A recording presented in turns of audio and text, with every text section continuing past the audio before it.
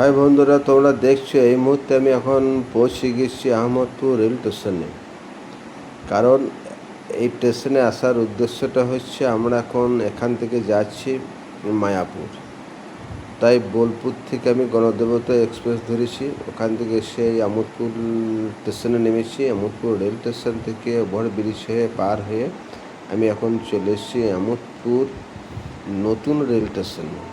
কারণ এটা আগে ছোট লাইন ছিল, কারণ বহু বছর আগেকার কথা বলছি।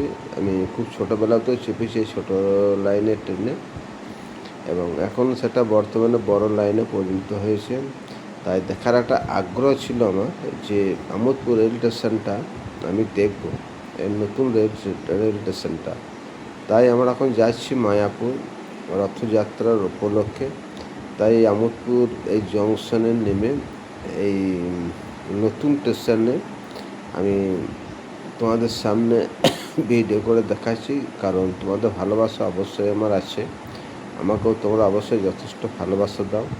তাই এই ভালোবাসার জন্যই আমি তোমাদেরকে এই ভিডিওটা তৈরি করে আমি তোমাদের দেখাবার জন্য করছি।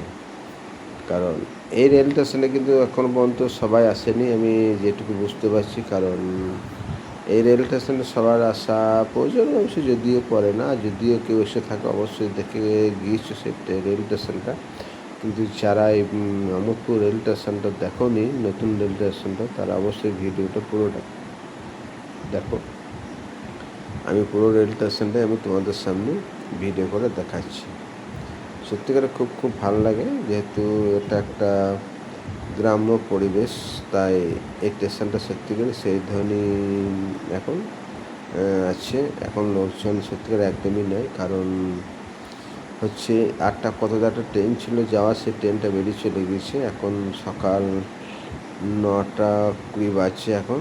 তাই এই মুহূর্তে এখন ট্রেন নেই। এই ট্রেন এসে 10টা 10-এ ঢুকবে এবং 10টা 40 না 45-এ এখান থেকে ছেড়ে বেরিয়ে যাবে। তাই আমাদের হাতে অনেকটাই সময় আছে, আমরা একটু এই সময় নিয়েই এই স্টেশনে বসে একটু সময় কাটাচ্ছি। এবং তোমাদেরকে দেখাবার জন্য আমি এই আহমদপুর রেল স্টেশনটাকে ভিডিও তৈরি করে রাখছি এবং তোমাদেরকে দেখাবো বলে। যাই হোক বন্ধুরা, তোমরা নিশ্চয়ই অনেকেই এসছো এই রেল স্টেশনে, আবার অনেকেই আসনি। তবু যারা আসেনি তারা দেখো, তাদের অবশ্যই ভালো লাগবে। এবং ভালো লাগারই কারণ যেহেতু নতুন রেল স্টেশন আহমদপুরের, এই ট্রেন এখান থেকে ট্রেনে করে কাটোয়া যাব, কাটোয়া থেকে আবার ট্রেন পাল্টিয়ে যাব নবদ্বীপ থেকে আবার ট্রেন থেকে নেমে টোটোতে করে চলে যাব গঙ্গার ঘাটে। সেই গঙ্গার ঘাট থেকে আবার লঞ্চে করে যাব গঙ্গা পেরিয়ে মায়াপুর ঘাটে। মায়াপুর থেকে আবার টোটোতে করে চলে যাব আমরা মায়াপুর ইস্কন মন্দিরে। ওখানে গিয়ে আমরা লজে উঠবো। সেই লজে 2 দিন থাকবো, 3 দিনে ওখান থেকে আমরা আবার ফিরে আসবো। তাই বন্ধুরা, অবশ্যই তোমরা আমাদেরকে ফলো করবে। আমরা এখান থেকে যাচ্ছি, ওখানে গিয়ে অবশ্যই বেশ কিছু ভিডিও শ্যুট করব মায়াপুরে, এবং রথযাত্রার উপলক্ষে সেটাও তোমাদেরকে দেখাবো। ওখানকার রথের পরিবেশটা কেমন এবং কীভাবে সেজে ওঠে রথটা, সেটা আমি তোমাদের সামনে তুলে ধরবো। তোমরা অবশ্যই ভিডিওগুলো আমার ফলো করবে।